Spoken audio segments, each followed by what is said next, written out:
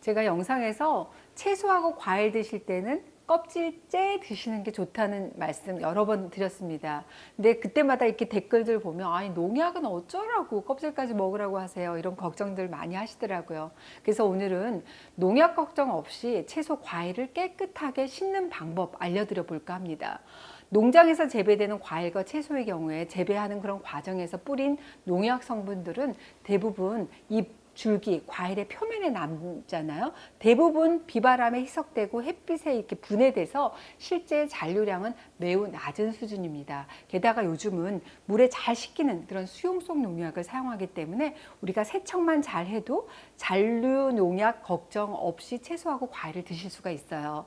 사실 채소하고 과일의 잔류 농약에 대한 고민은 저뿐만 아니라 또 시청자분뿐만 아니라 식약처에서도 고민을 계속 해온 내용이고, 다양한 실험 연구를 통해서 안전한 세척법을 권고하고 있는데, 이 내용을 우리 시청자분들에게 잘 이게 알려지지 않는 내용인 것 같아가지고 안타까운 마음에 함께 공유해 보는 시간 오늘 갖도록 할 겁니다.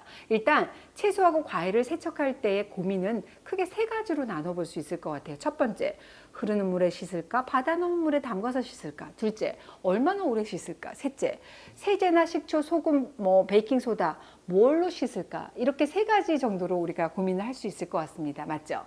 일단 결론부터 말씀드릴게요. 첫 번째, 흐르는 물보다 담근 물에 씻으십시오. 바다 놓은 물에 채소를 담가 놓고 손으로 저으면서 씻다가 마지막 헹굼을 흐르는 물에 씻어 주시는 게 좋습니다. 둘째, 물에 5분간 담가 두셨다가 흐르는 물에 30초 정도 씻으시면 안전합니다.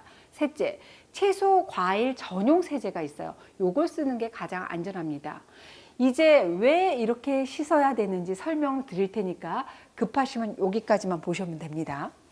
설명이 길다는 말씀들을 좀 하셔서 오늘은 막 급한 마음에 또 길다고 그러실까 봐 결론부터 일단 말씀드렸습니다. 네, 설명이 사실 또 필요한 부분이 많아요. 그래서 말이 자꾸 길어지는 것 같은데 이것도 이해를 원하시는 분들은 잘 들어보세요. 첫 번째, 흐르는 물에서 씻는 것보다 담근 물에 씻는 게 더 좋다는 말씀 드렸는데, 채소하고 과일은 물에 담가 놓고 저으면서 씻는 게 채소가 물에 접촉하는 빈도, 시간이 길어지기 때문에 세척이 더 잘 된다는 그런 이유입니다. 물에 채소하고 과일을 담가두고 손으로 슬슬 저으면서 씻기만 하잖아요. 이렇게 해도 대부분의 잔류 농약들이 떨어져 나간다는 실험 결과가 있어요. 식품의약품안전처에서 2016년도에 발표한 안전한 농산물 섭취를 위한 세척 요령, 그 자료를 제가 소개시켜 드릴게요. 우리가 자주 먹는 상추, 깻잎에 농약을 처리해서 물과 한 1%의 농도로 세제를 푼 물, 그리고 1%의 식초물과 1%의 소금물, 수술 담근 물, 요게 5분간 담근 후에 흐르는 물로 30초간 세척을 했어요. 그 다음에 잔류 농약이 얼마나 제거되어 있는지를 살펴봤습니다. 깻잎의 경우는 세제를 푼 물이 약 90%의 잔류 농약이 다 제거가 됐고, 그 다음으로 소금물, 맹물, 식초물, 숯담근물 순서로 나타났어요. 세제를 제외한 다른 물은 큰 차이를 보이지 않았습니다. 상추의 경우도 세제 품물이 97%로 가장 높았고, 그 외에는 다 비슷하게 나타났는데, 결과 보면 식초, 소금도 눈에 띄는 세정력을 보여주지 못하고 있네요. 둘째, 얼마나 오래 씻을까에 대한 대답은 실험 결과로 대신 답을 드릴 수 있을 것 같습니다. 받아 놓은 물에 5분간 채소와 과일이 푹 잠길 정도로 담가 놓고 손으로 저으면서 씻다가 마지막 30초는 흐르는 물에서 씻어주시면 됩니다. 흐르는 물에 씻을 때는 채소와 과일의 특성에 따라서 씻는 법이 좀 달라질 수 있겠죠.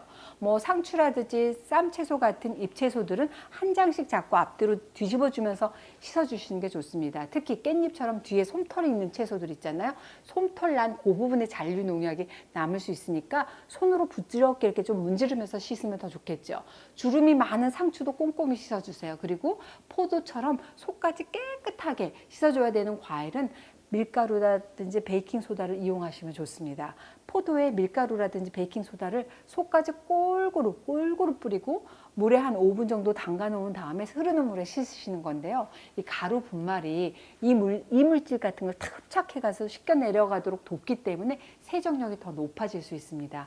껍질이 단단한 과일들 이런 것들은 손에 베이킹소다를 이렇게 묻히시고 물에 담갔던 과일을 구석구석 문질러 준 다음에 흐르는 물에 씻어도 좋습니다. 특히 꼭지나 이렇게 움푹 들어가 있는 부분에 잔류농약이 고여 있을지도 모르니까 꼼꼼하게 씻어주세요. 또 양배추라든지 양상추 같이 여러 겹겹이 돼 있는 채소들은 농약이 많이 묻어있는 겉잎을 두세 장 정도 떼서 버리시고 드실 만큼 잎을 떼가지고 물에 담갔다가 흐르는 물에 씻으시면 됩니다. 아욱이나 근대같이 잎과 줄기를 다 먹는 채소는 물에 담갔다가 채반에 채소를 얹어서 흐르는 물에 앞뒤로 이렇게 뒤집어 가면서 씻으시면 꼼꼼하게 씻을 수가 있습니다. 셋째, 무엇으로 씻을까에 대한 문제인데 실험 결과를 보면 세제 품물로 씻는 게 가장 좋은 효과를 보였습니다. 과일과 채소를 씻을 때는 채소하고 과일 전용 세제 쓰시는 게 가장 좋습니다.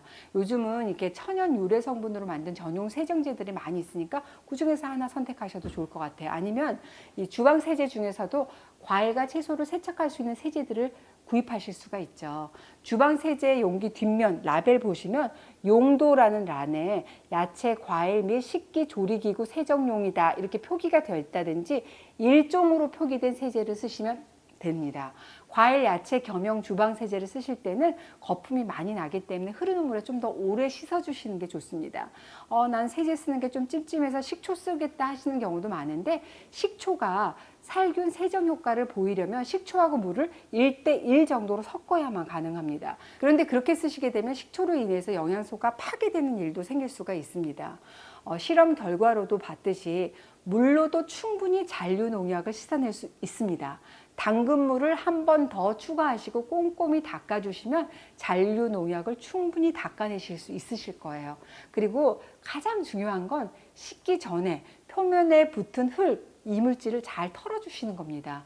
흙에 유해세균이라든지 중금속, 잔류 농약이 남아있기 때문에 물에 담그기 전에 뿌리에 붙은 흙을 깨끗이 털고 흐르는 물에 초벌 헹굼을 하고 한번 해주신 후에 그 다음에 물에 담가서 씻어주시면 됩니다. 자, 농약 걱정 없이 과일과 채소를 즐길 수 있는 세척 방법 알아봤습니다. 5분간 담가서 살살 저어주다가 흐르는 물에 30초. 어렵지 않으시죠? 좀 더 자세한 내용 알고 싶으시면 아래 정보란에 제가 식약처 자료 링크 걸어 드릴 테니까 좀 꼼꼼하게 살펴보시고 활용해 보시기 바랍니다. 여러분의 건강하고 안전한 밥상을 항상 응원합니다.